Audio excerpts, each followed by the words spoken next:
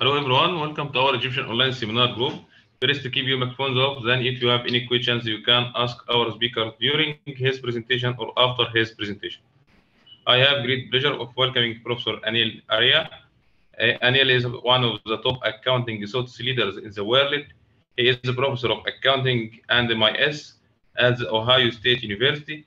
Professor Anil, the research has developed an institute about accounting practice and highlighted the unique role played by accounting numbers in decentralized organization where information is critical.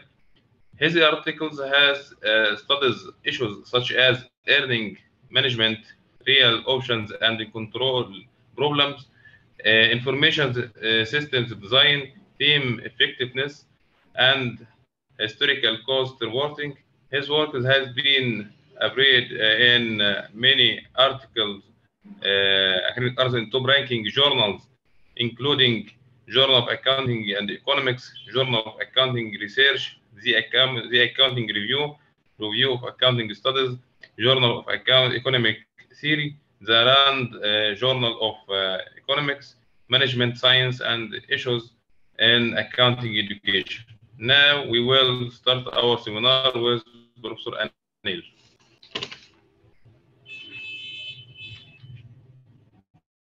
Thank you. I hope you can hear me. My name is Arya. That's my last name, but everybody calls me by my last name. So that's what I go by. A few personal notes before we start on the talk. One, I wanted to thank Mohammed for the kind invitation. It's just, thank you for organizing the series and thank you for the kind invitation, Mohammed. Much appreciated. The second thing I wanted to note was that much of this is joint work. In fact, all of this is joint work with Brian Mittendorf.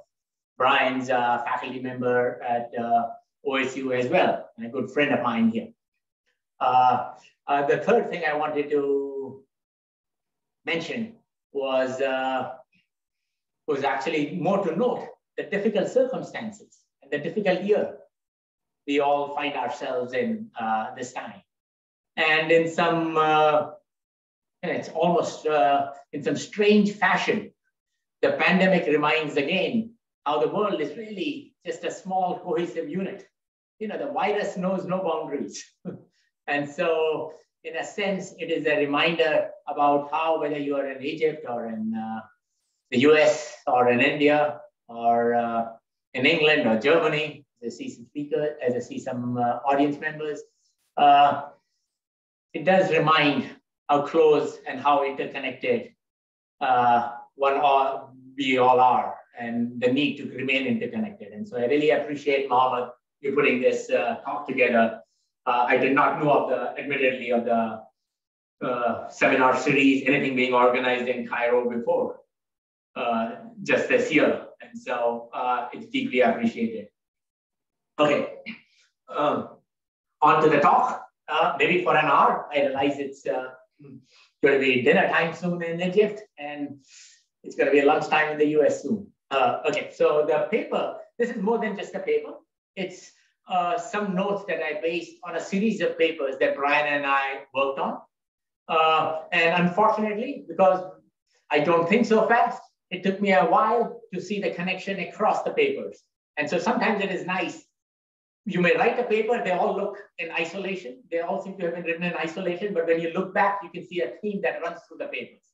And so my goal was to sort of point to the theme of some of the work that I had done in recent years on input markets. And so let me elaborate on what I mean by input markets and strategic actions of the firms. So there's a long literature, for those familiar with this literature in economics in particular, and Firstman Judd is a good example of the paper, where people have talked about what actions a firm would take when it is dealing with a competitor or a rival in an output market. So there is a firm, there is a rival, and there is competition for customers. This model has been studied a lot of times. And usually, as you can well imagine, in many of these models where competition is studied, the broad theme that often arises is that if you are dealing with a rival, do you want to convey an impression that you are a strong firm, or do you want to convey weakness to your rival? So if you're competing against somebody, do you want to indicate that you're strong? And I'm using the word strong in sort of a generic sense, and we'll sort of make that more concrete later. But would you like to convey a posture of strength, or would you like to convey weakness? And of course, the answer turns out to be that you'd like to communicate strength to your rival, because the stronger you are, the rival is less dominant in that market, backs away, and you can get more of the market. And so a lot of this work that was done with Firstman and Judd focused really on what actions a firm would take when it is facing a rival in the downstream market, in the output market. I use the word output market or downstream market interchangeably. And the theme usually is that you would like to convey strengths. So for example, if you are thinking of, so for example, if the firm was decentralized, what it would like to do is charge its own manager less than cost, so that if the manager is being charged less than cost, it's going to produce more. And if it's going to produce more, the rival will back down. So sometimes what you'd like to do is put your manager, place greater emphasis, for example, on revenues rather than costs. So if you're looking at compensation schemes for managers, and you can weight profit and you can weight revenues, you will notice that you are going to weight revenues more than you would have weighted costs. Because what you'd like to communicate, but if you weight the revenues more for the manager, then from the manager's perspective, goods cost very little. The cost is much less, the revenues are much higher. So the manager becomes more aggressive. The more aggressive the manager is, and the rivals recognize that the manager is being aggressive, they back down in competition. And so there is a large body of literature which talks about organizational design, performance measurement, and all of these are done in the context of relationships in the output market. The problems that Brian and I worked on was to say, what other parties does this firm deal with? So it has a strategic relationship when it is dealing with a rival for competition. The other strategic relationships the firms often have is with their own suppliers in the upstream market. I refer to the upstream market as the input market. So often what would happen is a firm is going to buy input from a supplier, convert it into an output, and then compete in the downstream market. Most of the focus has been on this downstream market competition. And so the twist that Brian and I worked on was to say, what is the reaction of the firm when it is also dealing with it is trying to also communicate a posture, not just to the rival that I'm very good, but it also wants to communicate a posture to the supplier. So now let's think of what is the picture, just think intuitively. If you're dealing with a supplier, do you want to tell the supplier you're doing very well, you're very profitable, or do you want to communicate to the supplier you're not being too profitable? So for example, if you're dealing with unions, you're a firm, you're getting union, from the unions you get labor supply. So think of unions as a labor supply. Do you tell the unions you're very powerful and you're doing very great and your finances are doing fabulous? Or do you tell the unions, not doing so good, we need some concessions from you. We can't be giving you such salary increases this year. And so suddenly, as you can notice, just intuitively, when you're dealing with rivals, what you want to communicate is you're very strong. But when you're communicating with suppliers, you want to communicate to the suppliers, I'm not so profitable. In a sense, you're almost communicating weakness to a supplier to say, I'm not so powerful. So what I need from you is concessions. Because the more powerful I am, the more profitable I am, the more the supplier is going to ask for the inputs it supplies you. And so suddenly the impression and the relationships with an upstream supplier is very different than the downstream parties. To the downstream parties, you want to communicate strength. To the upstream parties, you want to communicate weakness because you're trying to get concessions out of the supplier. The more strong you are, if you're very rich and you're doing very well, nobody's giving you concessions. You can't get, everybody's going to try and exploit you. So in a sense, the story is very simple. Most of the notion is that in contrast to what is happening when you're dealing with downstream markets and you're dealing with rivals, when you're dealing with upstream suppliers, you're trying to communicate a posture of weakness. So in a sense, you are more profitable. You're communicating strength by communicating some sort of weakness. And I'm not saying you should be completely weak. The notion is that modest weakness in downstream operations can have some positive ramifications. And really, to be quite honest, the story more broadly is even along the following lines. Usually when we look at problems in especially theoretical literature, we look at a particular problem, we see the control problem, we see what problem exists. It could be a control problem, it could be an information-driven problem, and our goal is to resolve that one problem. Then we look at another problem in isolation, and the goal is to try and resolve that problem. And what the story that one would really like to communicate is, if there are multiple problems, say you're dealing, so there is a problem on this hand, there is a problem on another hand, sometimes either destroy all the problems, either remove all the frictions, or if you cannot remove all the frictions, sometimes it might be okay to allow for all the frictions to remain in place. So in a sense, what one is saying is, if you're dealing with a downstream party, you'd like to communicate strength. If you're dealing with an upstream party, you'd like to communicate weakness. And so the kind of posture that you'd like to, sometimes the optimal answer might be less intervention rather than more intervention. So think of it like this. Sometimes I go into class, I don't know how many of you teach managerial accounting, but if you go to class and I talk to them about full absorption costing.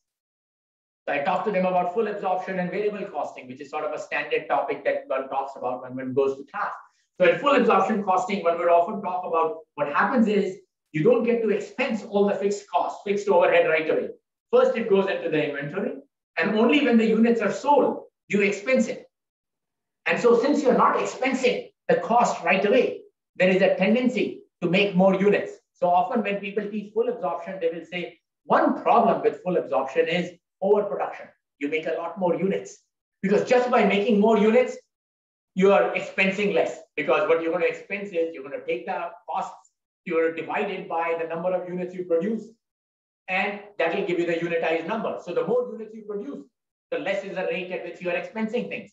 And so with full absorption, people would often say the problem is overproduction. So that's how I teach that class. 2 weeks later, I go back to class and I teach them the firms are decentralized and there is transfer pricing problems. And the problem that exists once you have transfer pricing problems is underproduction. Because the upstream division charges more than marginal cost, so the downstream division produces less than optimal. So one day I go to class and I preach to the class, full absorption has a problem because it leads to overproduction. 3 weeks later, I go to the class and I say the problem in the firm is underproduction because of transfer pricing. And the correct answer might be, maybe both of them together are not a problem. Full absorption, in light of full absorption, there is an incentive to produce more. In light of transfer prices, there is an incentive to produce less. And so allowing both of those problems to exist at the same time is not so bad. After all, they're providing offsetting incentives. Whereas the tendency is when you tend to look at problems one at a time, the goal is remove this friction. You look at another problem, remove this friction. Now, if you could remove all the frictions, the answers might be fine. But the theme of the problems that we'll do on the board, and I'll try something quickly to make this more concrete. Sometimes if you have multiple frictions and you can't remove them, it is possible that they provide offsetting incentives, and it might be okay to not try and remove frictions. So less intervention, and maybe I will not make the point so clear, but sometimes I think taking a broader view of problems may sometimes indicate less intervention rather than more intervention in problems. Whereas if, for example, if you look at what is a big criticism, there's so many agency theory papers, and you will look at fine-tuned compensation contracts. If you look at practice, they don't look so fine-tuned. They don't look like they change so drastically and they're fine-tuned to every circumstance. And so the notion is, in some sense, to be looking at, if you cannot remove all the frictions, does it mean you want to minimize frictions? And the answer is that may not be the case. If you cannot eliminate all the friction, that does not mean make it as little as possible, even though it is intuitive to think that way. And so let me try and see if I can make that a little more concrete. And if you will excuse me, rather than, I'll try scribbling on the board, and let's see if scribbling on the board works. So I'm wearing shorts. That's the one disadvantage that you get to see. I'm wearing shorts, which I would have rather you not seen, but nonetheless. So here is a problem on transfer pricing. So we'll look at this problem and you'll see the theme that I'm trying to indicate. There is a firm. The firm uses two inputs. So here is a firm. It uses two inputs. So think of a car manufacturer. It uses transmissions and it uses engines. So transmission is needed in a car, engines are needed for a car. The firm makes one input and buys one input. Okay, so reasonably practical circumstance. There is one firm. There is a firm. It's making one input. It uses two inputs, input 1 and input 2. It uses two inputs. Then it creates an output, and the output is sold to customers. So here are customers. So you buy engines, you buy transmission, you buy engines, you make transmission. So one input is, this input is, let's say you make the input, and one input you buy. Okay? So you would think making input is fine. You know that, and let's say the cost of making the input and buying the input, just to keep things very simple, let's assume the cost is 0. So the cost of making the input is 0 for the firm, and for the supplier, the cost of making the input is also 0. Okay, so this, let's say, how many units? So here is the supplier. The supplier says, I will charge W dollars per unit. Supplier sets wholesale price W per unit. The firm buys Q units. And let's say you need, so if you buy Q units, you're going to make Q units of cars. So you buy Q units, and then you sell the units to consumers. And let's say this is a monopolist. The firm is a monopolist. It's selling, so it's a downward sloping demand function. So the price it gets is A minus Q. So here is a retail price, P. Okay, so very simple sequence. So it's a supply chain. Supplier sets W dollars per unit. You buy the units, you buy Q units. The firm says, right, if W is too high, the firm will buy nothing. If W is too little, the firm will buy lots of units. So supplier sets a price, firm buys units, and then the firm makes the cars and sells them at a retail price P. Of course, if it floods the market, then it'll charge very little price. If it sells few cars, then it can keep the prices high. And so the question is, what's the outcome in this case? So people would refer to this. So this is a disintegrated firm. So I'll write it in the next page. So it's a disintegrated firm in the sense that there is a supplier and there is a firm. So of course, there is a supply chain frictions that people always talk about. Is the supplier going to set wholesale price of 0, or is it going to set a wholesale price more than 0? Obviously, it's going to set a price more than 0 to make some profits. And so let's look at this problem working backwardly. So let's do backward induction. From the firm's perspective, how many units will the firm buy? The price it gets is A minus Q. It buys Q units. And what is the cost of the inputs? So these are the revenues. This is the price times Q. That gives you the revenues. Let's subtract the cost from it. The cost is W for buying the engines. It makes the transmissions in-house, so the cost is 0. So we are assuming the cost is 0 for making it. You could write cost, it'll just complicate things. Times Q. So the firm's goal is to pick a Q to maximize this. So for any given wholesale price, the firm solves this problem, which implies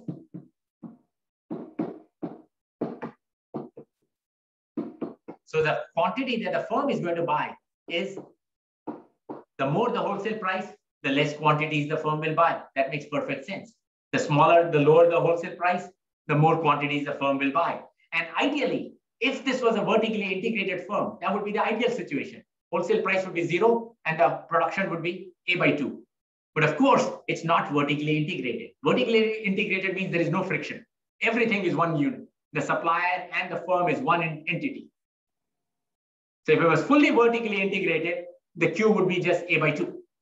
But now, what would be the wholesale price that the supplier is going to set in these circumstances? The supplier's problem is going to be, it's going to maximize its profits. It's going to pick a W. W minus 0 is its cost. So it makes W dollars per unit. And how many units can it sell? If it sets a wholesale price of W, it recognizes that the number of units it will be able to sell is. So the supplier's goal is to pick a wholesale price to maximize its profits. So what does that give you? That first order condition gives you. So what is the wholesale price? A by 2. And so because of that, what happens to the quantities? Since the wholesale price is A by 2, the quantities are Notice a vertically integrated firm would have made A by 2. Because of the supply chain frictions, the quantity falls by half. It becomes A by 4. People refer to that as a double marginalization problem. As a supplier sets its marginal revenues equal to marginal cost, and the firm sets its marginal revenue equal to marginal cost. That's very different than a vertically integrated entity, which sets marginal revenues equal to marginal cost. And so, of course, it might be good to sort of, in this case, note. So what we had just derived was the wholesale price was A by 2. The quantity was A by 4. So what is the firm's profit in this case? The firm's profit in this case is A minus the quantities times the Q minus W times the Q. That's 3 by 3, 4, 3 16th, 1 8, 2 16th. That's A squared by 16. This is the firm's profit. So these numbers are likely to sort of keep in mind. Notice what would have happened. This is when the firm was disintegrated. So I would call this, this is with supply chain frictions. With supply chain frictions. Because the firm is broken into parts. There is a supplier and there is a firm. This is the profit the firm gets. If it was vertically integrated, what would have happened? Wholesale price would have been 0. Q would have been then A by 2. And the firm's profit would have been much higher, A squared by 4. This would be ideal situation. The reason we don't get to this ideal situation is why? Because the firm is broken up into 2 parts. This vertically integrated entity is broken up into 2 parts. It's broken into a supplier and it's broken into a firm. So this creates the impression that when you break things up, the profits are going down. When the firm is broken into parts, the profits are going down. So the solution usually is to be asking, can you go towards this direction by combining the firm up and making it more, removing the friction by combining all the units up? If you can't do that, suppose you cannot do that. Suppose you cannot remove all the friction. Suppose you cannot combine the supplier and the buyer into one unit. You can't combine them up. Then guess what might happen? Breaking the firm up further might be actually even better. So notice, the first attempt is combine the pieces up, because then you can go from A squared by 16 to A squared by 4. Well, if you cannot combine them up, then guess what? Breaking them up might be better than leaving them as it is, which seems quite, somewhat surprising, at least to me, because the usual notion is move towards integration. If you can't integrate, move towards it. And so the question that I'd like to do is, what if the firm broke up even further? By which I mean the following. Suppose the firm was not centralized like before, but was further decentralized. By which I mean, instead of the firm, even for the unit that the firm makes, remember the firm used to buy one unit from the supplier and used to make one input internally. Even for the input that it makes internally, the firm now purposefully introduces more friction via transfer pricing problems. So what the firm says is, let us decentralize. That's like breaking the firm up even more. So the firm is decentralized. The supplier still is setting W. Supplier sets W for the input it supplies. But now the upstream division of the firm also sets a transfer price for the input it supplies. So notice what has happened. The firm has broken up into 2 parts, upstream and downstream division. So the upstream sets T for the input that used to be made at $0. Now the upstream can charge more than $0. And the supplier is charging W. Then the downstream division of the firm picks the quantity. So the firm is decentralized. The decisions are being made now by upstream and downstream divisions. That's what I mean by decentralized. The decision rights have been granted to an upstream division and downstream division. And then again, the price is equal to A minus Q. Notice when most people would look at this, here is what they would say. This is the supply chain friction like before. Supplier setting W. This is supply chain friction as before. And guess what you've done? On top of the supply chain frictions, you have also added a transfer pricing problem. Transfer pricing, after all, used to undercut production. So what you have done is, first you used to have only one problem, that the supplier used to charge more than marginal cost. Now you have 2 parties charging more than marginal cost. The supplier as well as the upstream division is charging more than marginal cost. This should make the problem even worse. Surprisingly not so. Surprisingly not so. Sure enough, the upstream introduces a problem. Sure enough, there will be transfer pricing problems in the sense that transfer price is going to be set more than marginal cost. But guess what it will do to suppliers' wholesale prices? This problem also changes. Think of it intuitively. If the firm becomes weaker, suppose this downstream party says, I'm already paying a lot of money to upstream division to buy one input. What do you think will happen to its willingness to pay? What do you think will happen to its sensitivity to pricing for the supplier's input? If you're already paying a lot for one input, if you're already spending a lot of money on buying one good for your house, what does it do to your willingness to buy a second television set? If you've already spent a lot of money buying a refrigerator for the house, what happens to your willingness to pay for the television? Now less, because I have less money left. I'm now going to be more careful with how I spend stuff. And so here, sure enough, let us see what the outcome is in this case for a second quickly. Before I sort of give you that, even though the intuition should sort of exist. Let me just write it here. It seems not slides are good. Okay, so again, notice what is the firm, so first, now the downstream division solves a problem. And what is the downstream division's problem? Here is the price. And from the downstream division, each division manager we have assumed is being evaluated based on division profits, not firm profits. So here is another way to think of it. The divisions are being evaluated based on division profits. And that turns out to be actually optimal. It's better. You can maximize firm profits by having division managers maximize division profits rather than maximize firm-wide profits. That sounds ironical a little bit. Right? In some sense, it says you want to maximize firm profits. Shouldn't each party also maximize firm profits? Nope.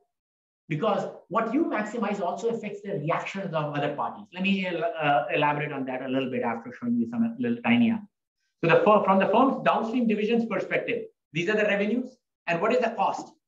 From the downstream division's perspective, it pays W to buy one input, and it pays T to buy the second input. It pays a wholesale price to the supplier. It pays T to the upstream division. And so its profits are, so it picks a Q to maximize these profits. And so from its perspective,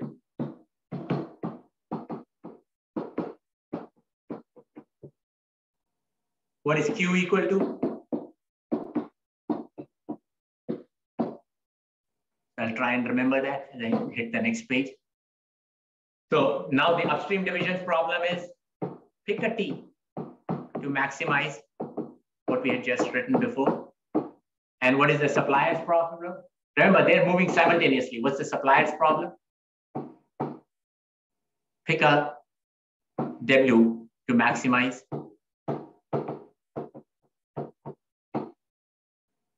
So the upstream division's problem yields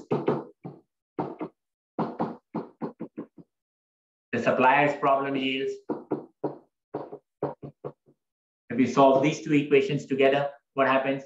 You get W equal to A by 3, T equal to A by 3, Q equal to 1/3, 1/3, 2/3, 1/3, 1/6. And the firm's profits are 1 minus 1/6, 5/6, 5/6, 1/6, 5/36. So it is A minus A by 6. Sorry, I'm getting older. Minus. Notice the transfer pricing from the firm's perspective is a wash. The dollars are a wash from the firm's perspective. So this is the sum of the two divisions' profits. So just as before. So this gives you 5 by 36, 2 by 36, 3 by 36, A square by 12. So let's look at this number, the firm profit here, and these numbers, and compare it to what we had here. Maybe here. Maybe 3. Yeah, let's compare. Let me write it here. So it'll be here. So this was with just supply chain frictions. Now I've added more frictions. I've added supply chain frictions plus transfer pricing problems. Guess what happens to W? What is the T now? W is this. T is A by 3. Q is A by 6. And the firm's profits are A squared by 12. So if you have only supply chain frictions, guess what the firm's profits were? A squared by 16. If you have two kinds of frictions, supply chain frictions as well as transfer pricing friction, guess what happens to the firm's profits? It goes up. Usually you think as more friction is added to the setting, the firm should be doing even worse because there's more frictions in the setting.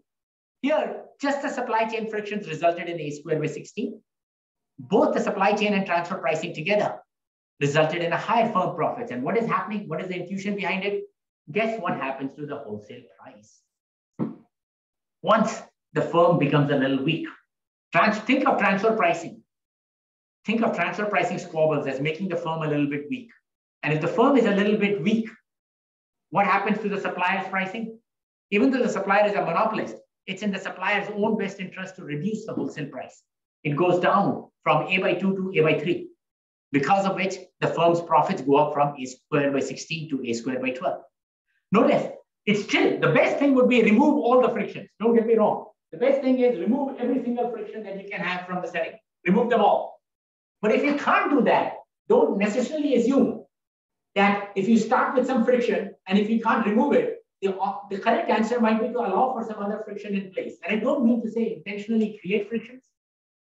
Really, the broader theme is if there are two frictions, and you should look at the two problems simultaneously together, that if you can't remove both of those frictions, it might be okay to leave both in place. If there is a supply chain friction and a transfer pricing friction, leave them both in place rather than try and remove one of them. Because you might think, hey, if there are two frictions, I can't get to zero frictions, but let me reduce it to one friction. That's not the way to think of it. These things are not monotonic. In a sense, think of transfer pricing as some sense of self-sabotage. What the firm has done is to say, I have made myself weak. Because notice, I'm paying a lot for the input internally too, because I have this decentralized transfer pricing system where someone is charging me more for the internal goods. And if you charge me more for internal goods, guess what it does to the supplier's pricing? The supplier recognizes that the firm is now going to be much more sensitive to its pricing. And so the supplier's response is actually to lower the wholesale price. It goes down in particular for a monopolist supplier from A by 2 to A by 3. And it's that benefit that translates into the A squared by 16 increasing to A squared by 12. Notice, the quantity still fell. So that double marginalization, because in a sense, you have two double marginalization problems going on now. You have a double marginalization problem because the supplier is setting more than marginal cost, and you have a double marginalization problem because the upstream division is setting a transfer price more than marginal cost. Because of that, the quantities got squished. It went down from A by 4 to A by 6. But that downside was more than offset by the fact that the wholesale price of the supplier was disciplined from A by 2 to A by 3. And resulting in this. So let me go to the slides for a second. So the result for so notice the D and the C stand for decentralized firm and centralized firm. What it says is, because you can soften the supplier prices because of the transfer pricing friction. Notice these are the two profit numbers we had just calculated. When the firm relies on both internally and externally generated input, it is better for the firm to be decentralized rather than centralized. Decentralization yields higher firm profits compared to centralization. Okay? This does raise a question. When I decentralized in this particular case, notice I have given some decision rights to an upstream division. So let me ask you the following. Think of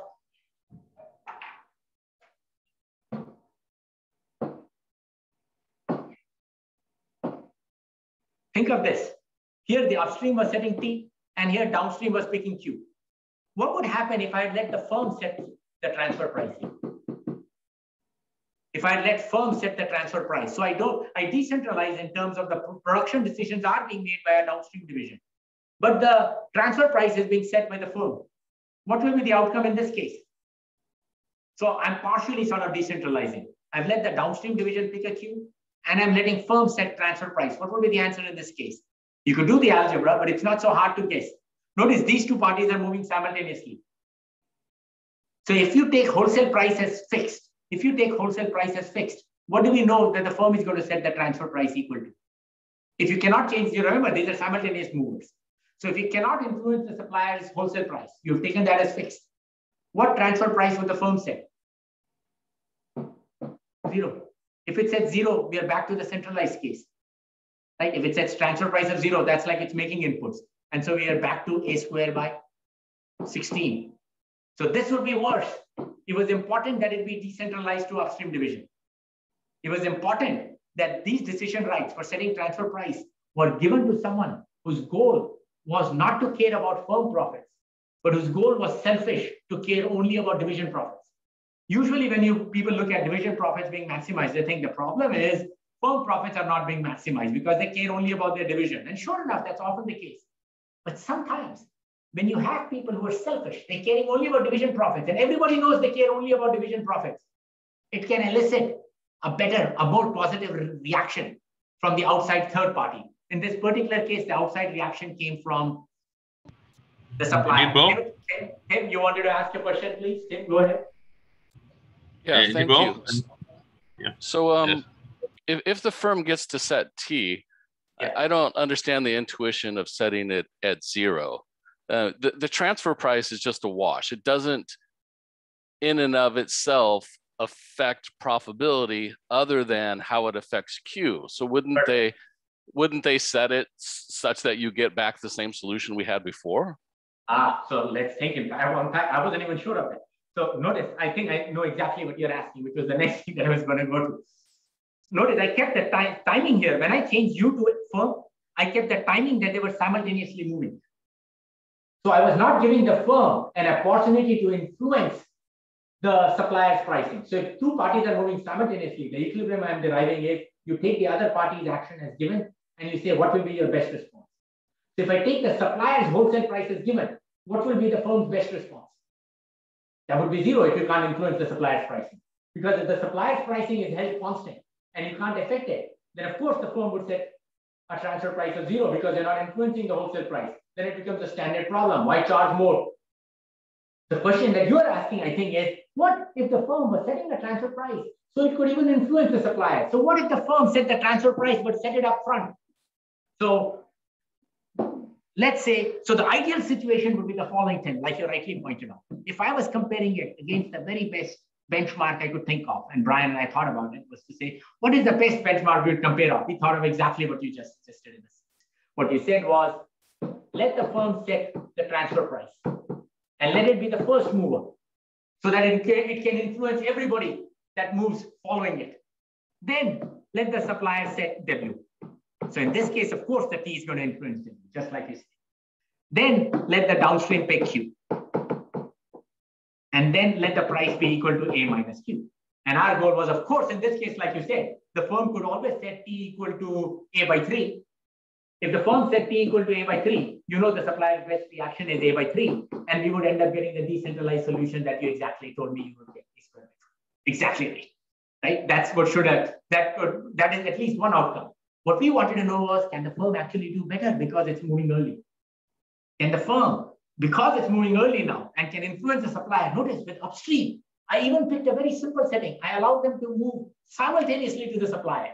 No pre-commitments. Here, I'm saying, suppose I allowed the firm to make pre-commitments and move early. Surely it could commit to A by 3, but could it even do better? We didn't know the answer to this question. So when Brian and I wrote this timeline, what we said was, let's solve it. Surely we can get A squared by 12. Maybe we'll end up getting A squared 12 plus delta. And then we will say the cost of decentralizing and letting upstream division make the decision simultaneously with the supplier is delta. So our goal was to identify this delta by saying, surely the firm, if it moves early, could come up with A squared by 12 using precisely the logic you just said there. And so, in fact, it could do better than A squared by 12. And then we can calculate the delta. But guess what is the solution to this problem if I solve this problem? Even though it's a sequential move. So now I have to do backward induction 3 times. First solve for the downstream division, then solve for the supplier's wholesale price, then solve for the firm's T. And if you solve this problem, guess what the solution turns out to be? The firm optimally opts to choose A by 3. Exactly what the upstream division chose to do. So if you did this, And that did come as a surprise to us. We hadn't seen it earlier. And I'll tell you why I think that's also a more knife edge case, in the sense that, so we picked this timeline. Notice, so I wasn't making this up, in the sense that we had exactly the same questions that you had. Firm sets the transfer price and moves early, so it can influence everybody. So we solved this problem. Trust me, I did the algebra carefully. I'm terrible at it, but when I say I did it carefully, means Brian did it carefully. And so the transfer price was A by 3. The firm's preferred transfer price, the ideal transfer price, was replicated by a simple delegated mechanism in which the firm had an upstream and a downstream division. The upstream division moved even simultaneously, so no pre-commitment was needed. Moved simultaneously to the supplier, announced a wholesale price, downstream picked a queue, and you would get exactly the same outcome that you would have gotten had the firm moved upfront and pre-committed to a transfer price. So this was another result we wrote. This result, that decentralization beats centralization, this is a robust result, a much more robust result. And I'll tell you what I mean by robustness there. This result, admittedly, is slightly knife edge. I don't know if slightly knife edge makes any sense. I guess knife edge doesn't mean slightly. Yeah, so it's knife edge result, in the sense that ideally what I'd like to do with this problem would then be to say, let's assume that the cars that are being sold in the output market, there is also competition. So I want both the input market effect and the output market effects to be existing. Okay, so I have, instead of, so to convert this problem, but now allow for a duopoly or competition in the downstream market. In which case, guess what happens when you do that? This result holds. Decentralization does better than centralization. So the theme that you want to split things up even further rather than unify things, that theme holds. But now, this is no longer true. The firm does strictly better off when it moves earlier and sets a transfer price than if you delegate the decision to the upstream division. And you can think of that logic.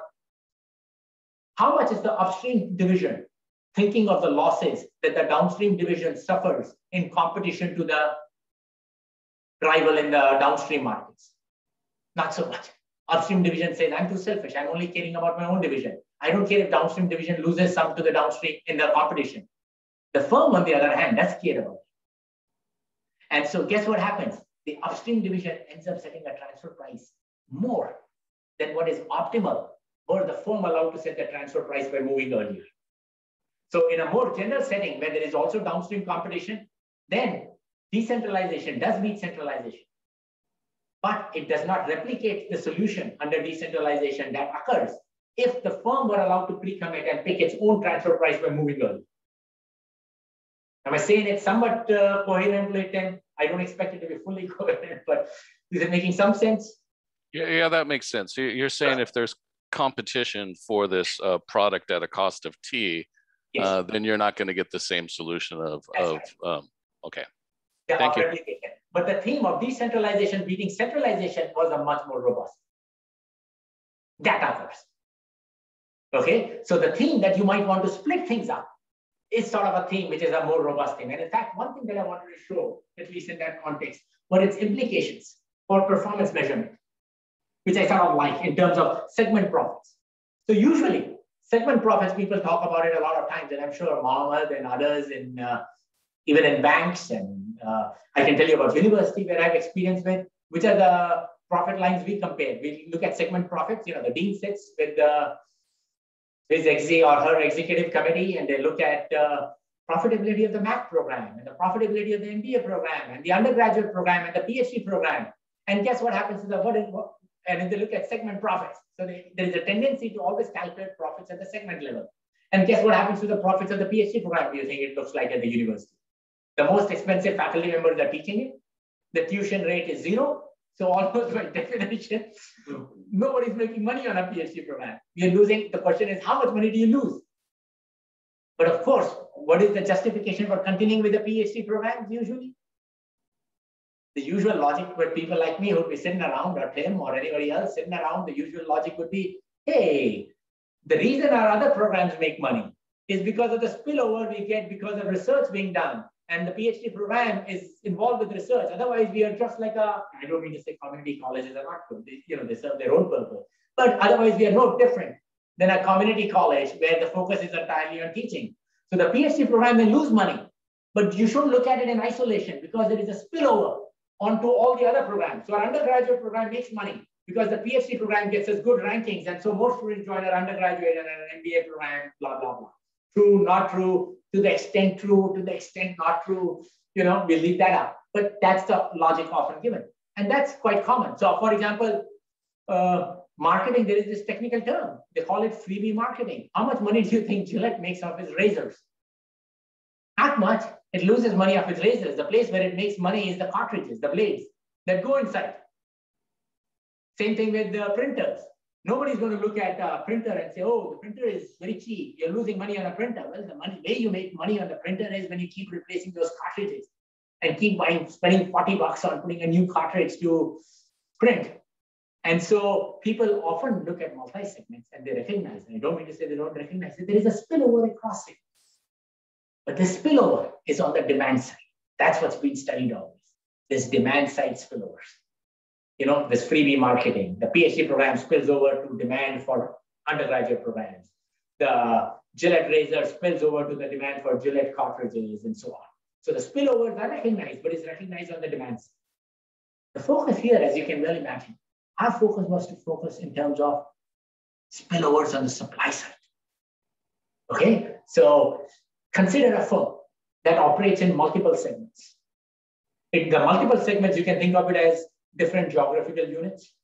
So you can think of different areas, you know. So even the different geographical units could be, one of them could be online, one could be not online, and so on. So you can think of different geographical units.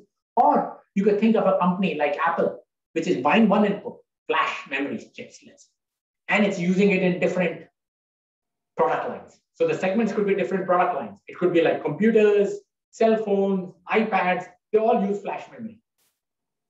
Or the segments could be different geographical units. You can right away see what the intuition is going to be. Here is some input. It's being used in multiple segments. What do you think is going to be the effect of the week? So the price that is going to be charged for this, since it's going to be used in all of this, what we are assuming naturally is that the supplier cannot price discriminate. He cannot say flash memory to Apple costs $2 if you're going to put it in an iPad, but it's going to cost you $1 if you put it in a laptop.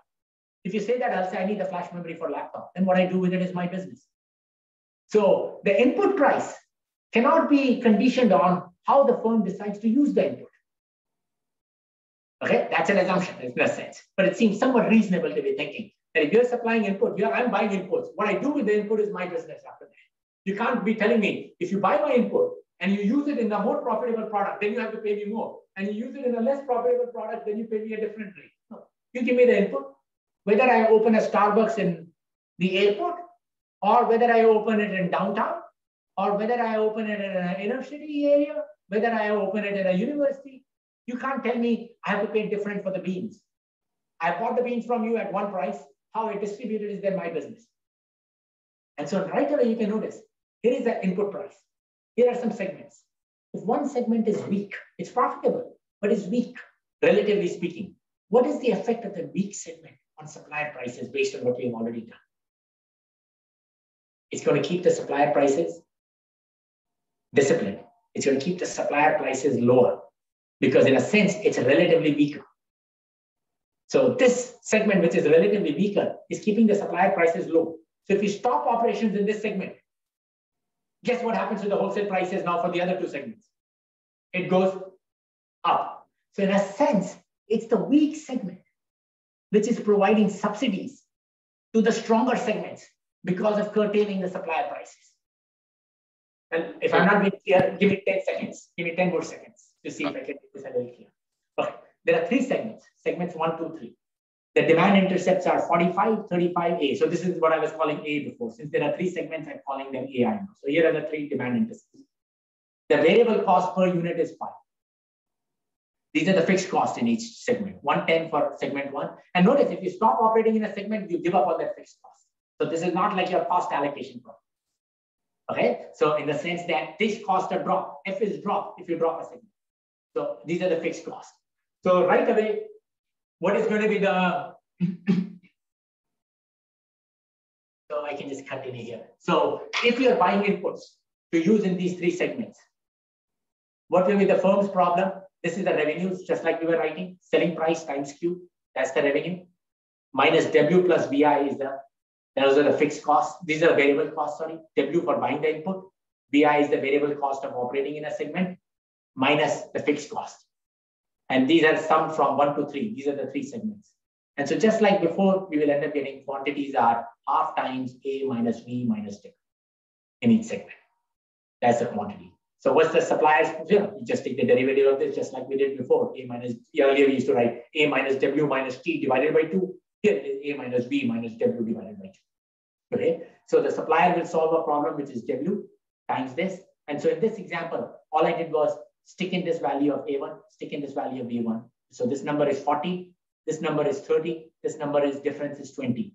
So this is 40, 30, 20, which was 90. And how many W's are there? Minus W here, minus W here, minus W here. So take the first order condition of this and solve for the W, which maximizes this. The wholesale price is 15. Okay, the wholesale price is 15. In a sense, it is just this 40, 30, 20, total is 90, 90 divided by 6. That gives you the 15. So now what would accountants usually do? They would then say, okay, now that I have got a wholesale price, you can stick the W here and you can find the quantities. And in fact, here are the quantities you make in each division. How do accountants write? They write revenues, A minus Q times Q. Here are the revenues. What are the costs?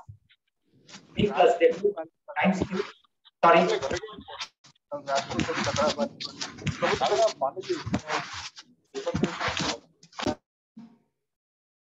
Hello? Okay, let me continue. Okay, so you get revenues. The costs are V plus W times Q plus the fixed cost. Here are the total cost. And revenues, subtract from it the cost, you get the profits. So here is the profit in segment 1. Here is the profit in segment 2. Here is the profit in segment 3. People who won't be thinking of accounting carefully will look at these 3 numbers and say, what? Get rid of segment 3. If you got rid of segment 3, now what would the problem look like from the supplier's perspective? You're operating in only 2 segments. And you just notice which is the segment being dropped. One way to think of it is think of the unit contribution margin. Unit contribution margin means selling price less the variable cost per unit. So this is the selling price per unit less the variable cost per unit. And these are the unit contribution margin of the 3 segments. So if you're dropping segment 3, which segment are you dropping? The one with the least contribution margin.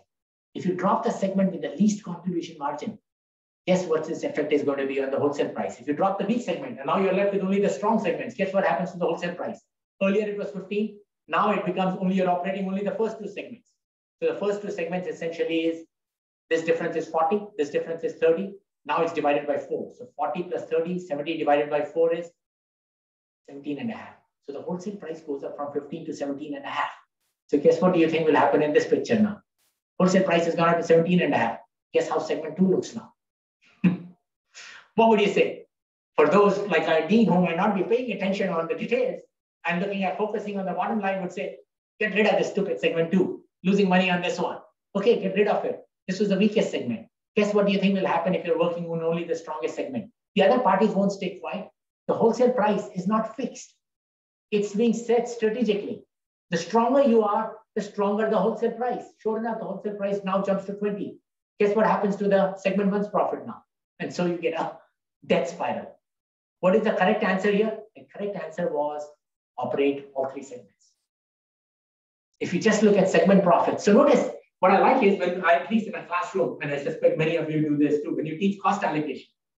The cost allocation problem is there are some costs which are fixed in nature, but you are unitizing them and you're allocating them to multiple segments. So when you drop one, so for example, you have $1 in fixed cost and there are 3 segments. You'll give a 1/3, 1/3, 1/3. But then you drop this segment, which is not looking so good. Well, that means the 1/3, 1/3 that you were splitting, the $1 is still being spent now. Now you have to split it half and half. Now the next one does not look so good. The next time around, all one is going to be the first segment, and that does not look so good. That is a case. That death spiral with cost allocation is a case where there is a fixed cost, which you may erroneously treat as though it is variable in nature. The cost is fixed, but you erroneously treat it as though it's variable in nature. And then doing so leads to that death spiral. This death spiral is sort of in some sense the reverse one. There is a cost, the wholesale price, which is actually variable in nature. There is a tendency to think that will stay the fixed.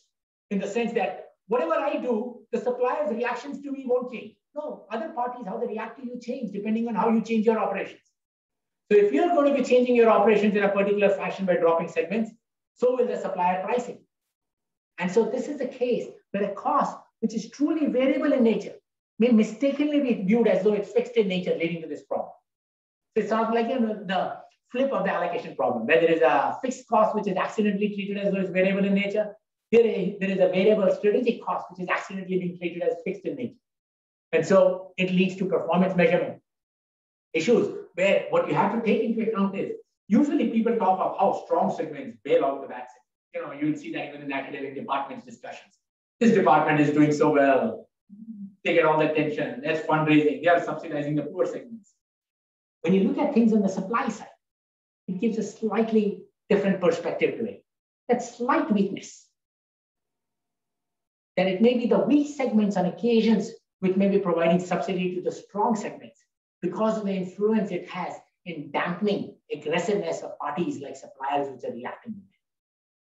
And so a slightly weak segment might be okay in this case, in the sense that it actually reduces the supplier's pricing. So that's really sort of the theme of much of the work that I have done, rather than sort of, so there are multiple examples that I've written today too. And if someone's interested in it, all you have to do is send me an email. And I'm happy to, we also have a small, tiny monograph written on the subject as well. But there are a series of such examples where the theme is in terms of weakness. It's easy to say how strength can help a firm. How a posture where you convey strength can be valuable to a firm. In some interactions, a posture which conveys weakness can be valuable. And it's in terms of relationships in upstream markets where supplier power is important and you're trying to discipline supplier pricing. And it's nice, but I've been doing only very, very, sort of just minor examples to sort of draw the theme. But the theme stays somewhat robust. And what I like about the theme is the results with output markets, they fluctuate depending on the nature of competition. So for those familiar with those results, you will notice if you're doing price competition, things look different than when things look like quantity competition. It's because how the reaction functions are, upward sloping or downward sloping.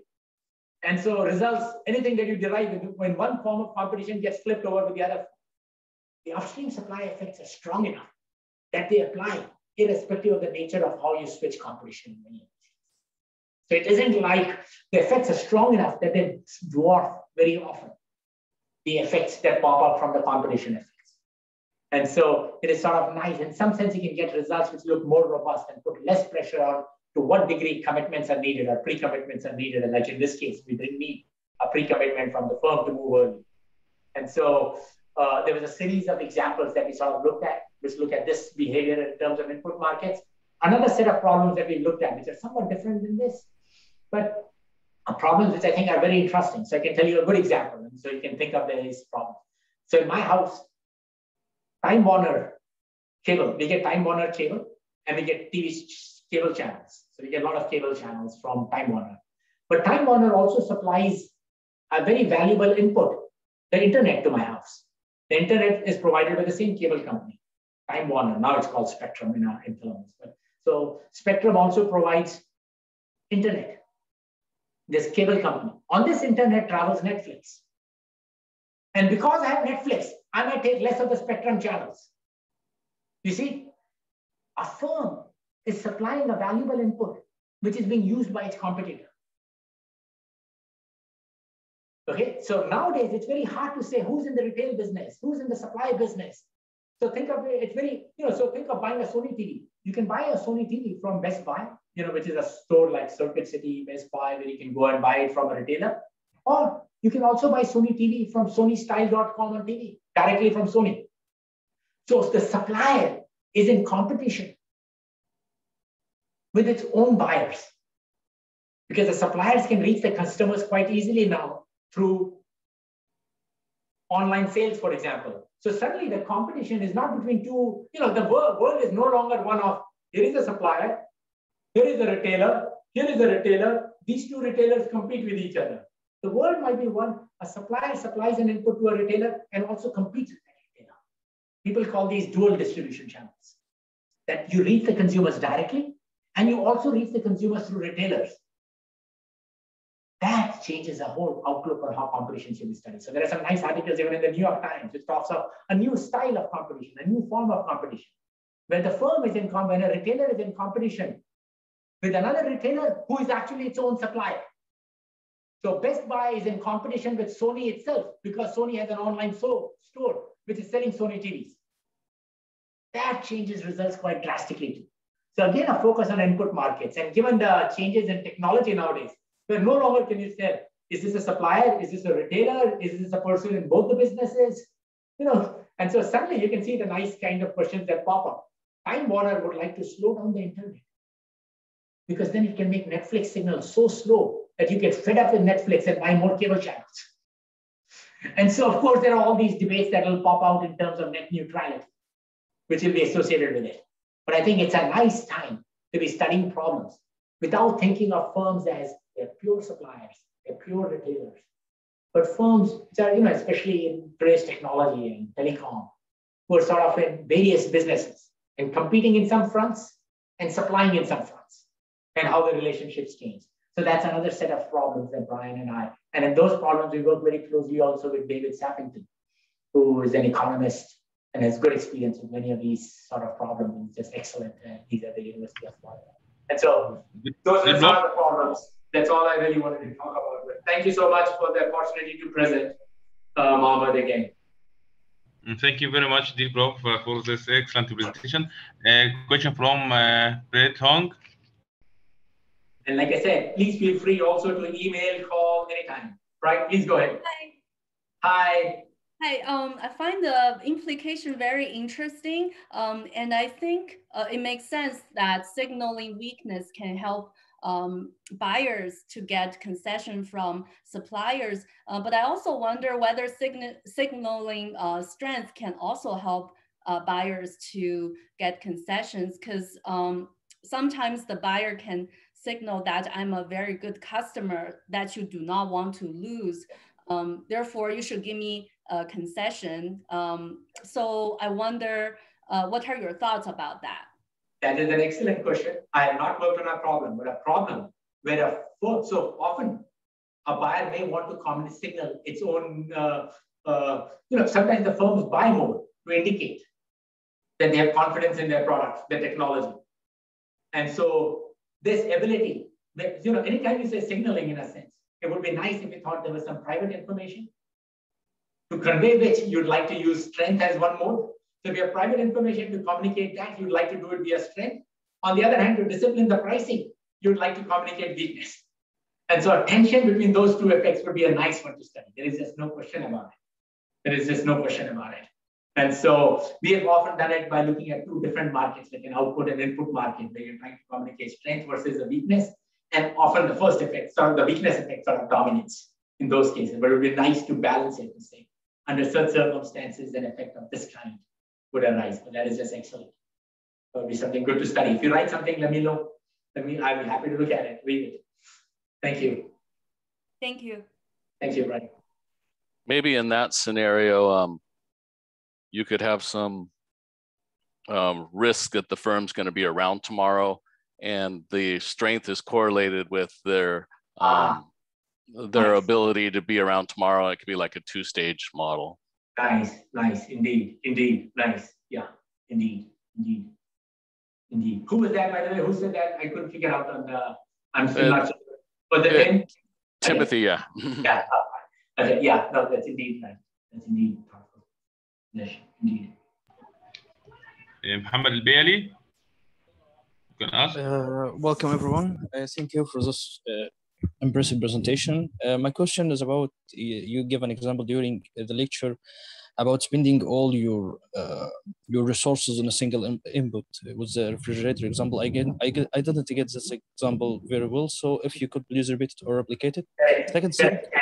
Yeah, I will. Thank you, Mohammed. And that was sort of not exactly tied with it. What I was trying to communicate at a very, very broad level. So it wasn't exactly sensitivity to pricing in that context of terms of a supplier. What I was saying was, if you thought of it in terms of resource constraints, you could think of it as, if you've already spent a lot of money on one front, does it not make you more careful about spending money on another front? That's all I was trying to convey by that example.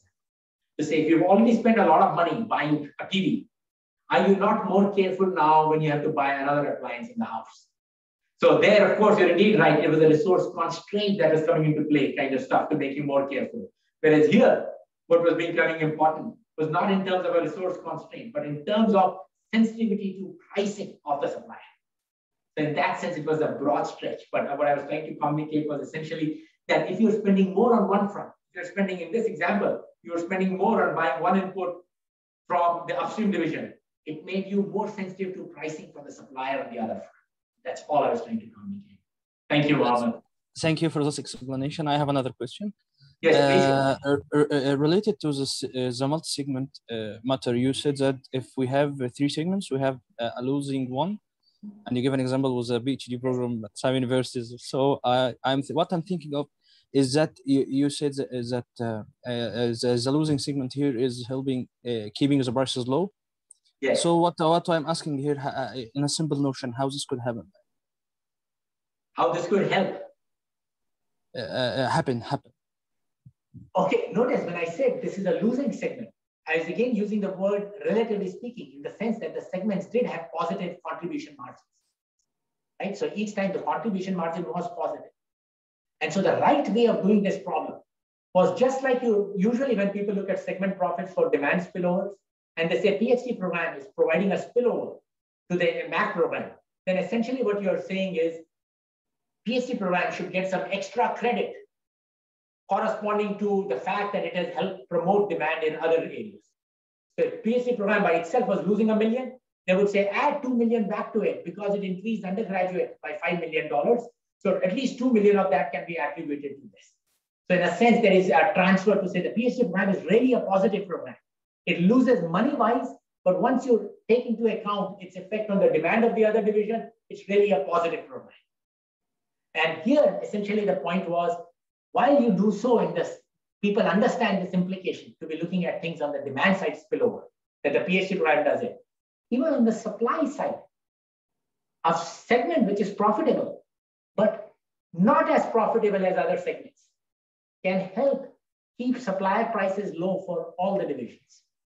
And that was only the thing that I was trying to communicate. So if I can conclude it in a one sentence, that the supply in this losing segment is driving the demand for other segments, and this help. Yes. On the demand side stories, usually it is when you're losing money on one side, kind of stuff. It is pushing up the demand on the other side. So of course you're losing money on the razors, but you're making so much money on the cartridges because the cartridges can only be bought from Gillette if someone buys a Gillette, razor. So if someone has bought a Gillette razor, they'll buy all the blades for Gillette for the rest of their life now. Yes. And so you've got a customer. So that kind of connection between those two segments is on the demand side, and here the on the supply side. The overlap between the input side and output side here can solve this. Yes.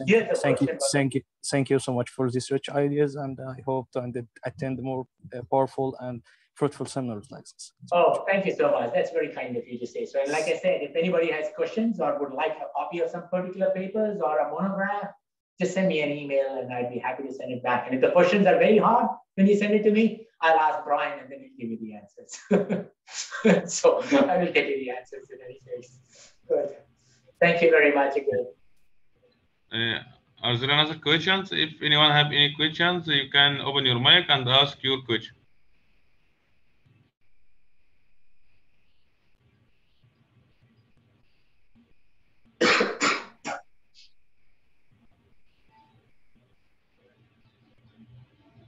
Okay then. Thank you again, Mohammed, for arranging the workshop. I really appreciated and enjoyed it. And thank you everybody for the questions. Thank you very much, dear Professor Anil, for your contribution and your effort. Thank you very much. It's really an excellent presentation. Thank you very much. And it's all that remains for me is say thank you everyone that joined us, and I thank you very much for taking the time out to present to us today, dear Professor Anil. It's been really appreciated. Thank you very much. Thank you very much again. Thank you everybody. Bye. Bye. Thank you. And I hope to see you soon in Egypt, dear Prof. Yes, absolutely. And we hope to see you here in the US as well. Thank you. Yeah. Bye. Thank you very much.